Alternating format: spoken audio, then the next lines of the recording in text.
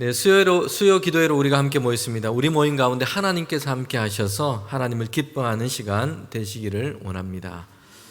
지난주에 우리 수요일에 이어서 산상설교 말씀을 함께 보았습니다.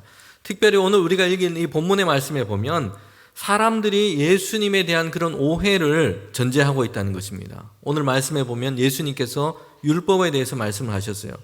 그런데 여기에는 사람들이 예수님에 대해서 지금 하고 있는 그 오해를 전제하고 있습니다. 사람들은 물론 제자들도 예수님에 대해서 지금 오해하고 있는 문제가 있습니다. 예수님이 율법을 반대하시거나 율법을 버리고 폐기하시는 분으로 그렇게 오해를 하고 있다는 것입니다. 오해라고 하는 이 사전적인 의미는 그릇되게 잘못되게 해석하거나 그 뜻을 잘못 이해함인 그런 뜻을 가지고 있습니다. 본래 의미나 본래의 뜻을 잘못 지금 이해하고 다르게 생각하고 있다는 것입니다. 초등학생들의 답이라는 이 유머가 유행한 적이 있습니다. 문제에 대한 답을 정말 엉뚱하고 완전히 벗어난 잘못된 그런 답을 달았던 것입니다. 문제에 이런 것이 있습니다. 산에서 불을 피우고 밥을 지어 먹으면 안 되는 이유는 주관식 문제예요. 산에서 왜 불을 피우고 밥을 해 먹으면 안 됩니까? 산불 나기 때문에 그렇죠. 산불 때문이에요. 산에 불이 날 그런 위험 때문이잖아요. 그런데 답을 이렇게 적어 놓았습니다. 거지로 오해받을까 봐. 이렇게 답을 적었다는 것이요. 또 다른 문제가 있었는데 술에 취해서 길거리에서 크게 노래를 부르거나 소리를 지르는 것을 사자성어로 뭐라고 합니까? 이 답에는 힌트까지 제시해 놓았어요. 끝 글자가 가로 끝납니다. 땡땡땡 가. 맨 끝 글자가 가입니다. 그러자 이런 답을 적은 아이가 있었다고 합니다. 아빠인가? 라는 답이었답니다. 선생님이 그 답 밑에 빨간 펜으로 친절하게 이렇게 글을 적어 주셨어요. 아빠가 요즘 많이 힘드셨나 보다. 그래요. 문제의 의도, 문제의 답을 잘못 지금 이해하고 오해하고 오답을 적은 것입니다. 예수님에 대해서 사람들이 지금 하고 있는 잘못된 이해를 가지고 있는 것입니다. 성경 시대의 사람들은 상식적으로 예수님에 대한 이해가 우리보다 더 유리했을 것이라고 생각을 해요. 예수님께서 직접 행하시는 일을 눈으로 보았습니다. 예수님께서 병자를 고치시고 직접 이적을 행하시는 것을 그때 사람들은 직접 두 눈을 가지고 보았어요. 야, 놀랍다, 대단하다, 어떻게 이런 일이 일어날 수 있지? 생각을 합니다. 중풍병자를 치유하시고 귀신을 내쫓으셨습니다. 눈먼 자의 눈을 뜨게 하시는 일을 행하셨어요.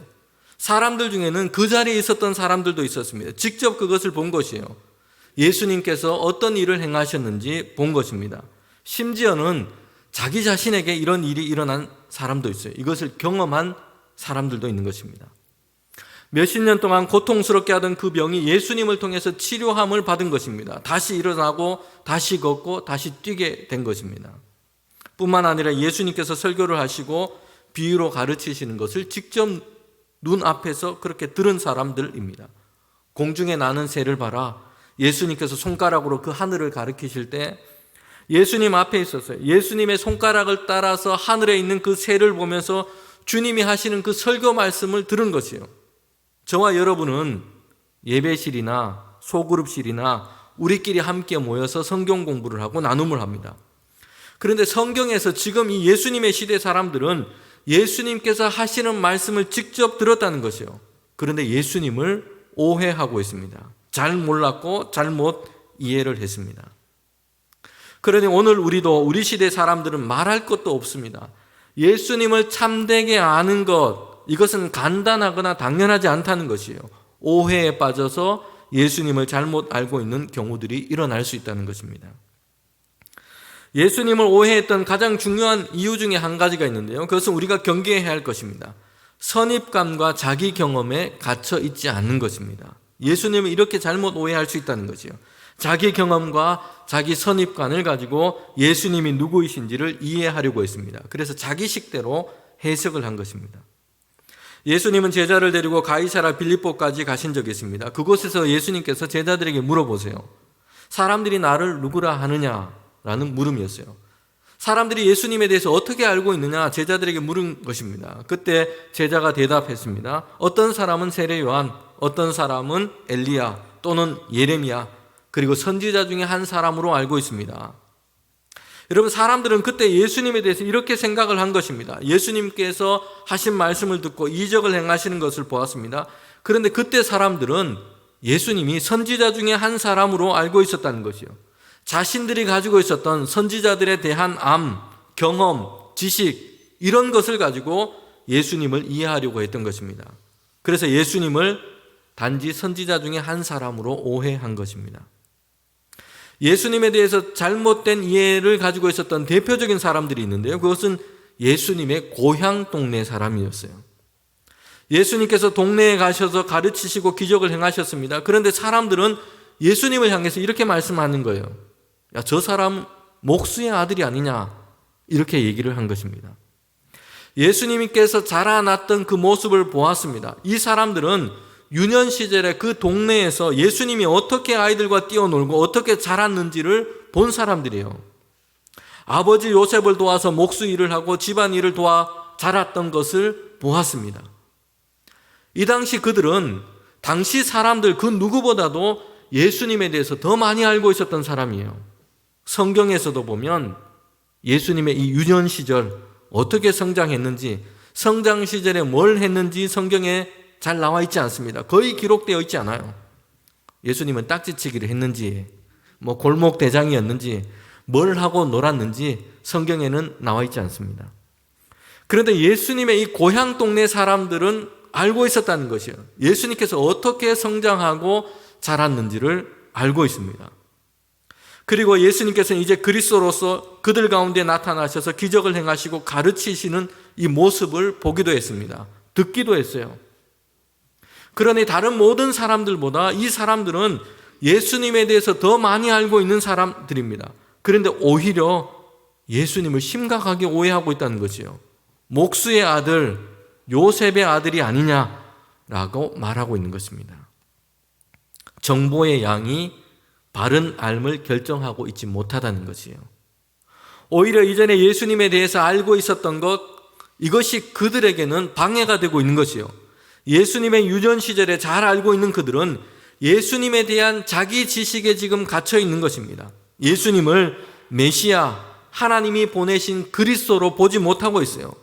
요셉의 아들, 목수집 아들, 이런 자신들의 경험과 지식으로 예수님을 판단하고 오해하고 있다는 것입니다. 오늘 신앙인들도 이런 오류에 빠지기가 쉽습니다. 하나님과 예수님에 대한 지식을 자기 경험에 가두는 경우들이 있어요. 자신의 경험한 것 가지고 야, 하나님은 이런 분이야, 예수님은 이런 분이야 재단하고 규정하는 것입니다. 그렇게 하는 것은 부분적으로 아는 이해를 넘어서 이제는 오해에 이르기 쉽다는 것이에요. 장님이 코끼리를 만지면 어떻게 됩니까? 어떤 사람은 코끼리 다리를 만지면서 기둥과 같다고 생각합니다. 코를 만진 사람은 긴 호수와 같다고 말을 하는 것이죠. 그리고 코끼리의 배를 만진 사람은 넓은 벽과 같이 생겼다고 알고 있습니다. 각자 부분적으로 다 알고 있어요. 그런데 자신이 만지고 경험한 일부를 코끼리의 전체다, 코끼리는 이렇다라고 주장한다면 어떻게 되겠습니까? 부분적인 이해가 아니라 오해가 되고 마는 것입니다. 여러분, 이런 우리는 하나님에 대한 지식, 예수님에 대한 알에 대해서 오해를 경계하기 위해서 우리가 또 주의해야 할 것이 있습니다. 그것은 자기 기대와 욕망을 투사하지 않는 것이에요. 당시 사람들은 예수님을 오해했던 가장 중요한 또 다른 이유가 있습니다. 그것은 예수님께서 지금 그리스도로 그들 앞에서 행하시는 것, 이게 무엇인지, 무엇을 행하고 계신지를 그렇게 보려 하지 않았다는 것이에요. 자신들이 원하고 기대하는 것, 이것을 지금 예수님께 지금 투사하고 있었던 것이요. 당시 이스라엘 민족은 로마의 지배하에 있었습니다. 이스라엘 민족은 아수르, 바벨론, 헬라, 로마에 이르기까지 오랜 세월 동안 이런 다른 민족의 지배를 받아온 것이요. 그래서 이스라엘 사람들은 이런 기대가 있었어요. 메시아, 그들의 구원자가 나타나셔서 하나님께서 보내셔서 이제 군대를 일으키시고 칼과 창으로 이스라엘을 해방시키실 것이다. 이런 메시아에 대한 기대를 사람들은 가지고 있었던 것입니다. 군사력을 통한 정치적인 이스라엘의 해방, 그 민족의 해방이었어요.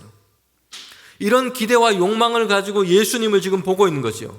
야, 저 예수님은 메시아다, 우리를 구원할 자이다, 로마의 압제로부터 우리를 이끌어내고 이스라엘을 이제 독립시킬 자이다. 이렇게 생각을 한 것입니다. 그래서 예수님을 그 시대 사람들 중에는 오해하고 잘못 이해하고 말았던 것입니다. 여러분, 예수님의 제자 중에 가룟 유다라고 하는 사람이 있죠. 나중에 배신을 하고 예수님을 팔아 넘기게 됩니다. 은 30을 받고 예수님을 대제사장과 그들의 무리 가운데 넘기게 됩니다. 왜 이런 일을 행했을까? 단지 돈 때문이 아니었어요. 가룟 유다는 예수님을 만나기 전에 셀롯당이라고 하는 열심당원이었습니다. 이 사람들은 어떤 사람이냐면 이스라엘 사람들 중에 독립을 위해서 무장투쟁을 했던 사람들이에요. 그래서 이 사람들은 다닐 때에 자기 품속에 칼을 가지고 다녔습니다. 친로마 인사를 암살하기도 했어요. 가룟 유다가 예수님을 따랐지만 가룟 유다는 예수님에 대한 자기 기대를 가지고 예수님을 쫓았던 것입니다. 그래서 예수님이 이스라엘의 독립과 해방을 이루실 분으로 생각한 것이요.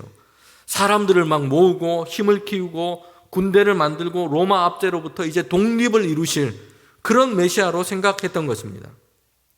그리스도에 대한, 예수님에 대한, 메시아에 대한 자기 기대, 자기 욕망을 가지고 예수님을 지금 따르고 있는 것이에요.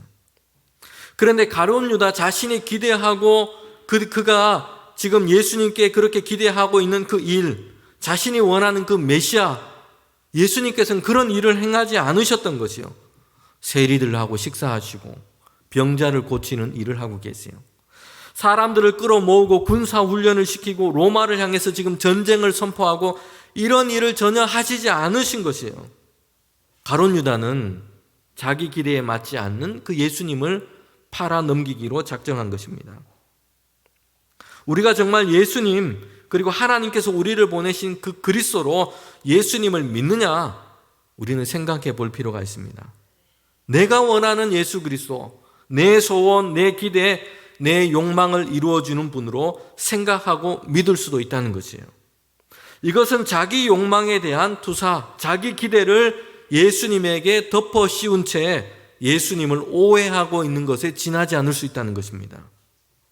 여러분, 성경에서 사람들처럼 예수님을 정치적인 해방, 독립을 이루신 분으로 사람들은 생각하고 있었습니다. 기적을 일으켜서 먹고 사는 이 배고픔을 해결하실 분, 병을 고치시는 분으로 사람들은 예수님을 오해하고 있었던 것이요. 하나님께서 보내신 예수님, 그리스도이신 예수님에 대한 관심보다는 자기가 가지고 있는 그 기대를 예수님께 지금 더 씌우고 있는 것이요. 그래서 예수님을 오해했던 것입니다. 여러분, 우리가 예수님을 알아가기 위해서 우리에게 필요한 것이 있습니다. 성경 말씀이 우리에게 계시하시고 말씀하신 대로 우리가 수용하고 예수님을 알아가는 것이에요. 받아들이는 것입니다. 내 경험과 기대했던 것과 때로는 잘 맞지 않을 때도 있어요. 그때도 우리는 주님의 그 풍성하심, 하나님의 크심을 인정하는 것입니다. 우리는 우리가 가진 하나님에 대한 지식, 하나님을 경험한 것, 이것이 부분적이라는 것을 인정해야 합니다. 하나님은 우리가 경험한 것보다 더 크고 위대하신 분이세요. 우리의 이해와 경험으로 측량할 수 없는 분이십니다. 하나님께서 알려주시고 열어주시고 계시하는 것만 우리는 알 수 있을 뿐이에요. 고린도전서 13장 12절에 보면 이렇게 말씀하고 있습니다. 고린도전서 13장 12절입니다. 우리가 지금은 거울로 보는 것 같이 희미하나 그때에는 얼굴과 얼굴을 대하여 볼 것이요 지금은 내가 부분적으로 아니 그때에는 주께서 나를 아신 것 같이 내가 온전히 알리라. 지금 우리는 땅에서 예수님에 대해서, 주님에 대해서 알고 있는 것, 이것은 부분적으로만 알고 있다는 것이 희미합니다. 그러나 하나님께서, 우리는 하나님을 더 깊이 알아나가고 예수님을 더 친밀히 알아가기 위해서, 그래서 우리는 자기의 선입관, 자기 경험, 자기가 가진 기대의 기준, 이것이 예수님을 알아가는 기준이 되어서는 안 된다는 것이에요. 거기에 나와서 우리의 모든 경험과 지식보다 더 크고 위대하신 하나님, 더 풍성하신 예수 그리스도의 그 계시의 비밀 앞에 우리가 있다는 것을 저와 여러분은 기억해야 합니다. 우리는 주님을 더 깊이 알아가기를 원해야 합니다. 우리의 이해와 그리고 우리의 삶을 하나님께서 더 넓혀 달라고 우리는 일생 동안 하나님의 말씀 앞에서 우리는 기도할 뿐입니다. 하나님, 내가 주님을 더 깊이 알아가기를 원합니다. 나의 이해와 생각을 더 넓히시고 일생 동안 그 주님의 말씀 앞에서 우리는 그렇게 기도할 뿐이에요. 여러분, 오늘 본문에서 사람들은 예수님에 대해서 갖고 있는 아주 중요한 오해를 전제하고 있어요. 그것은 예수님께서 율법과 선지자들의 말씀을 반대하고 폐기하는 분으로 그렇게 생각을 한 것입니다. 예수님께서 행하시는 일을 보면서 표면적으로 그들은 이런 오해를 할 수 있었습니다. 왜냐하면 안식일에 병자를 고치셨어요. 유대인들이 지켰던 그 안식일에 대한 수많은 율법의 조항으로서는 이런 예수님께서는 이런 율법의 조항들을 지키지 않으신 것이에요. 세리들과 함께 식사를 하셨습니다. 죄인이고 부정하다고 생각되었던, 정죄되었던 사람들입니다. 유대인들 사이에서 만들어 놓은 이 정결법을 예수님께서는 지키지 않으신 것이에요. 그들과 함께 식사를 하신 것입니다. 그러니 예수님은 율법을 반대하고 이제 폐기하려는 분으로 생각하게 된 것입니다. 그런데 주님께서 이렇게 말씀하세요. 오늘 읽은 마태복음 5장 17절 말씀입니다. 함께 우리가 읽어보도록 하겠습니다. 함께 읽겠습니다. 내가 율법이나 선지자를 폐하러 온 줄로 생각하지 말라. 폐하러 온 것이 아니요 완전하게 하려 함이라. 예수님께서 지금 말씀으로 가르치시고 행하신 것, 그 의미와 목적이 무엇인지를 밝히고 계세요. 사람들이 오해하고 있는 것처럼 율법이나 선지자들을 폐하러 온 것이 아니라 완전하게 하려고 주님께서 오셨다라는 것이에요. 뿐만 아니라 더 근본적으로 우리는 성경을 통해서 알 수 있습니다. 예수님 자신이 모든 율법과 선지자들의 그 예언, 이것의 성취요 완성이라는 것입니다. 여러분, 율법에 대한 예수님의 태도와 생각을 오늘 우리도 잘못 오해하는 경우들이 있습니다. 특별히 종교개혁자들이 내세운 구호가 있습니다. 오직 은혜로 구원을 받는다. 율법의 행위가 아니라 그리스도를 믿는 그 믿음으로 우리는 구원을 받는다라는 말씀이에요. 로마서를 비롯해서 바울 서신 많은 부분에서 율법에 대한 부정적인 구절을 우리는 보기도 합니다. 그래서 예수님의 이 복음, 그리고 예수님이 더 이상 율법을 필요 없다고 하시는 분, 율법과 행위를 파면시켜 버렸다고 오해를 하는 것이에요. 여러분, 그러나 예수님은, 그 복음은, 그리고 예수님을 그리스도로 믿어 구원을 받는다는 이 복음은, 여러분, 이것은 잘못 이해한 것입니다. 복음이 지금 문제 삼고 있는 것은 선한 행위 자체가 아니에요. 선한 행위 자체는 고상합니다. 예수님께서 이렇게 말씀하셨어요. 서로 선행을 베풀어라. 작은 자들, 연약한 자들을 돌보고 사랑으로 대해라 말씀하셨습니다. 선한 행위에 대해서 예수님은 권면이 아니라 명령을 하셨어요. 그런데 복음이 문제 삼고 있는 것은 선행 자체가 아니라 그 뒤에 숨기고 있는 인간의 자기의였습니다. 자신 스스로가 의롭다 함을 받고 이것을 자랑하는 마음이었어요. 선행 뒤에 사람들이 숨겨놓은 자기의였어요. 이런 행위로 자신의 연약함과 죄악을 감추어버리는 위선이었습니다. 하나님 앞에서도 구원을 얻기 위해서, 복을 얻기 위해서 자신의 의를 자랑하는 것, 이것이 지금 문제라고 말씀하고 있는 것입니다. 우리는 복음을 이제는 더 이상 행함이 필요 없고 선행이 필요 없어도 된다라는 소식으로 잘못 이해해서는 안 된다는 것이에요.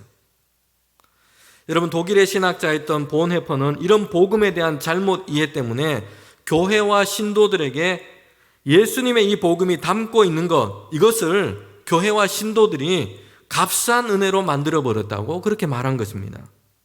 여러분, 이렇게 얘기를 했습니다. 제가 중간에 줄여서 한번 읽어보겠습니다. 값싼 은혜는 우리 교회의 치명적인 적이다.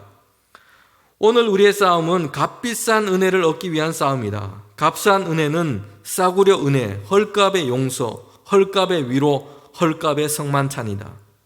그것은 교회의 무진정한 저장고에서 몰직한 손으로 생각 없이 무한정 쏟아내는 은혜이다. 죄를 뉘우치지 않고 죄에서 벗어나기를 바라지 않으면서도 세상은 자기의 죄를 감싸줄 값싼 값싼 은혜에서 얻는다.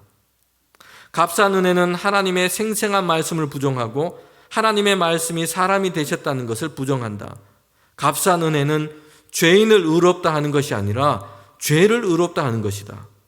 은혜가 홀로 모든 것을 알아서 처리해 줄 테니 모든 것이 캐캐 묵은 상태로 있어도 된다는 것이다.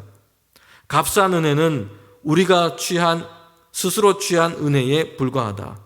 싸구려 은혜는 그리스도의 본받음 없는 은혜, 십자가 없는 은혜, 살아계신 예수 그리스도, 곧 사람이 되시는 예수 그리스도를 무시하는 은혜에 불과하다. 이렇게 얘기를 했다는 것이에요. 교회와 성도들이 예수님의 복음을 오해했기 때문입니다. 예수님은 물과 피를 십자가에 다 쏟으시고 우리를 대신하여 죽기까지 순종하셨습니다. 대속의 제물이 되셨어요. 십자가의 복음은 하나님의 아들 그 예수 그리스도의 생명값입니다. 가장 값비싼 은혜인 것입니다. 부모의 심정과 사랑을 가진 사람이라면 자녀의 생명을 돈으로 환산하는 부모는 없습니다. 오히려 자신의 생명으로 대신하려 할 것입니다. 가장 값비싼 것입니다. 복음이 보여주는 그 은혜는 가장 값비싼 은혜입니다. 세상의 그 무엇으로도 그 값을 대신하거나 견줄 수 없는 것입니다. 하나님의 독자 예수 그리스도의 생명값이에요. 그렇게 값비싼 은혜를 하나님은 우리를 위하여, 죄인된 우리를 위하여 값없이 주신 것입니다. 여러분, 이것이 복음이 우리에게 열어주시는 구원의 은혜입니다. 가장 값비싼 것을 값없이 주신 것입니다. 그런데 보네퍼가 얘기한 것이 있죠. 은혜 자체를 값싼 것으로 만들어버렸다는 것이요. 그 은혜를 받았으면서도 그 은혜를 따라 살지 않기 때문입니다. 예전 그대로 변화도 없고 감동도 없고 그냥 그대로 살아가고 있기 때문이에요. 그 값비싼 은혜를 아무런 효력도 능력도 없는 것으로 만들어버린 것입니다. 여러분, 예수님은 율법을 폐기하고 율법을 지키며 살아가는 이 거룩한 삶을 폐기하러 오신 것이 아니었어요. 율법을 완성하러 오신 것입니다. 마태복음 5장 18절부터 19절에 보면 이렇게 말씀하고 있죠. 율법의 1.1획이라도 지극히 작은 것 중에 하나라도 버리거나 그렇게 가르치는 자는 천국에서 작은 자라 일컬어질 것이다. 더군다나 마태복음 5장 20절에 보면 이렇게 말씀하고 있어요. 내가 너희에게 이르노니 너희 의가 서기관과 바리새인보다 더 낫지 아니하면 결코 천국에 들어가지 못하리라. 바리새인과 서기관보다 더 의로워야 한다는 것이요. 바리새인과 서기관이 어떤 사람입니까? 여러분, 그들은 율법의 전문가들이에요. 율법을 연구하는 직업을 가지고 있는 사람들입니다. 책상에 앉아서 그냥 율법의 조항 이것만 연구하는 정도가 아니라 그들의 삶 가운데 행동으로 그들은 율법을 실천하고자 했던 사람들입니다. 대단히 철저하게 율법을 지키려고 했어요. 정한 11조와 안식일 규정을 지켰습니다. 때로는 율법에 정한 것보다 더 많이 드렸어요. 자기 마당에 이 앞마당에 키우는 향료와 푸성귀의 11조까지 바친 사람들이에요. 그래서 바리새인과 서기관 이들보다, 그런데 주님께서는 더 나은 의가 있어야 된다고 말씀하는 겁니다. 그래서 이 듣는 사람들에게는 이건 매우 충격적인 것이에요. 그들 정도 하는 것이 아니라 그들보다 더 나아야 한다고 하는 것입니다. 오늘날로 치면 바리새인과 서기관은 모태신앙에다가 신학교 선생입니다. 주일 성수의 새벽 기도회까지 빠지지 않아요. 성경 필사, 성경 암송을 빼놓지 않고 합니다. 헌금 생활과 교회 봉사도 엄청나게 열심히 합니다. 그런데 그들보다 더 나은 의를 가져야 한다는 것이에요. 이런 웬만한 사람으로서는 이룰 수 없는 대단히 높은 기준을 주님께서 제시한 것입니다. 여러분, 실제로 보면 예수님께서 오늘 본문 뒤에, 오늘 읽지는 않았지만 이 본문 뒤에 보면 6가지 중요한 율법에 대한 명제를 제시하고 계신 것을 봅니다. 옛 해석보다 더 나은 의에 대해서 지금 말씀하고 있어요. 6가지 명제인데 첫 번째 살인에 대해서 얘기를 하는데요. 살인에 대해서는 첫 번째, 사람의 생명을 해치는 것, 이거 하지 말라. 율법은 이것이었어요. 그런데 예수님께서 더 나은 의로 이 율법을 말씀하시는데 그것은 사람을 미워하고 저주하고 그 사람을 노하게 하는 것, 이건 살인하고 똑같다는 것입니다. 간음에 대해서 말씀하고 계신데요. 육체를 범하는 것, 이것이 간음이에요. 율법에 따르면. 그런데 예수님은 이 율법에 대해서 이렇게 말씀하고 계세요. 마음으로 음력을 푸는 것도 간음한 것이다. 맹세에 대해서 말씀하셨습니다. 거짓으로 맹세하는 것, 또 지키지 않는 것, 맹세하는 것, 지키지 않는 것, 이거 하지 말라 율법이 얘기한 겁니다. 그런데 예수님께서 이 율법을 이렇게 해석하신 것이요. 하나님의 이름은 물론 하나님이 만드신 어떤 피조물로도 무엇으로도 맹세하지 말아라. 보복에 대해서 말씀하셨는데요. 받은 대로 갚는 것, 이것이 율법이요. 눈에는 눈, 이에는 이, 이게 율법입니다. 그런데 예수님이 이 율법을 이렇게 해석하셨습니다. 되돌려 주지 않고 오히려 더 내어주라 말씀하신 것입니다. 이혼에 대해서도 이혼 증서를 써서 내보내라, 이거 율법이에요. 그런데 예수님은 이 율법, 이혼에 대한 율법을 이렇게 해석하신 것입니다. 음행한 연고 없이 아내를 버리면 간음한 것이다. 여러분, 사랑에 대해서 말씀하셨는데 율법에 따르면 이웃사랑이에요. 그런데 예수님은 이 율법을 이렇게 해석하신 것입니다. 원수를 사랑해라. 박해하는 자를 위해서 기도해라. 여러분, 율법에 기록한 대로 하는 것이 아니라 율법이 지금 목적한 것을 이루라는 것이에요. 예수님이 말씀하신 더 의는 뭐냐면요, 율법에 기록된 대로 조항대로 그렇게 하는 것이 아니라 율법이 지금 목적한 것을 이루어가는 더 나은 의입니다. 하나님께서는 언약의 관계로 부르셨습니다. 야, 너는 내 백성이야. 그리고 나는 너의 하나님이다. 하나님께서 그의 백성 삼으신 사람들에게 지금 율법을 주신 것이에요. 하나님의 은혜로 택함을 받고 하나님의 백성 된 사람이 어떻게 살아가야 하는지를 말씀하신 것이 율법입니다. 그 율법의 목적이에요. 하나님의 부르심을 받은 자가 이제 하나님의 뜻하심 속에서 하나님을 사랑하고 이웃을 사랑하는 것, 하나님의 거룩하심을 따라 살아가는 것. 여러분, 이것이 율법을 우리에게 주신 목적입니다. 그래서 주님께서는 이렇게 해석을 하신 겁니다. 살인을 안 하는 것, 이것보다 예수님께서 이것을 더 적극적으로 해석하신 것이요. 이웃을 사랑하는 것입니다. 사람을 해하지 않는 것, 이것은 율법이에요. 그러나 이 율법의 근본된 목적은 다른 사람을 해하지 않는 정도가 아니라 그 사람을 사랑하는 것이에요. 여러분, 이 적극적인 의를 이루라고 말씀하고 계신 겁니다. 성도 여러분, 그런데 예수님께서 이 말씀하신 내용을 보면 사실 오늘 우리에게는 거의 불가능에 가깝습니다. 오른뺨을 때린 사람에게 왼뺨을 여러분 돌려줄 수 있겠습니까? 오른뺨을 맞으면 바로 복수혈전에 들어가야 됩니다. 그죠? 가까운 이웃을 사랑하는 것도 쉽지 않은데 내게 손해를 주고 원수 같은 사람을 사랑하는 것, 여러분, 이것은 우리의 능력 밖에 있는 일입니다.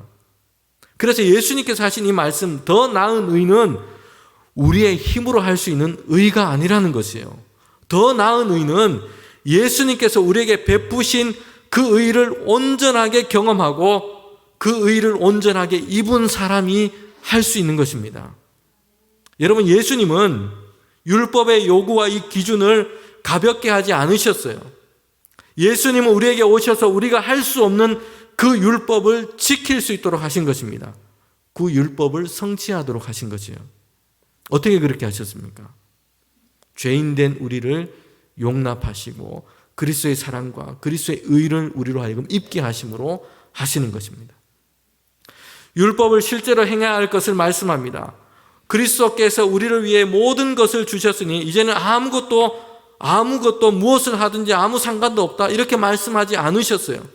우리가 예수 그리스도 안에서 하나님의 의를 참으로 받은 그 증거, 이것이 행함과 거룩함에서 나타나게 될 것이라고 말씀하고 있는 것입니다. 여러분, 우리는 예수 그리스도 안에서 하나님의 은혜로 구원함을 얻었습니다. 갈보리 언덕 십자가 위에서 나를 위해서 예수님께서 죽으셨기 때문에 우리의 죄가 용서함을 받은 것입니다. 그러나 그 구원은 이뿐만 아니라 이제 내가 예수 그리스도의 그 은혜의 사건으로 말미암아 우리 안에 이제 새로운 생명, 새로운 성품을 선물로 받았다는 것을 의미하는 것입니다. 예수 그리스도의 형상이 내 속에서 이루어지고 내가 하나님의 이 성품의 거룩함에 참여하는 자가 되었다는 것을 의미하는 것이요. 예수님께서 이루신 그 구원의 의미가 바로 여기까지 이른 것입니다. 율법을 통해서 자기의 의를 드러내고 자기의 죄를 감추려는 옛사람은 지나갔습니다. 이제는 은혜로 말미암아 하나님이 기뻐하시고 성령 안에서 내 속에 하나님이 이루시는 그 의, 그 거룩함을 이루어가는 자가 되었다고 말씀하고 있는 것입니다. 성도 여러분, 우리에게는 더 나은 의가 있습니다. 그것은 예수님께서 우리를 통하여 이루시는 의입니다. 은혜로 말미암아 하나님을 기뻐하고 성령 안에서 성령이 내 속에 계심으로 하나님께서 이루시는 더 나은 의, 그 거룩함을 이루는 자가 되라. 예수님께서 오늘 우리에게 말씀하신 것입니다. 이 말씀을 기억하면서 오늘 우리가 그리스도 안에서 더 나은 의를 가지고 날마다 살아가는 저와 여러분이 되시기를 축복합니다.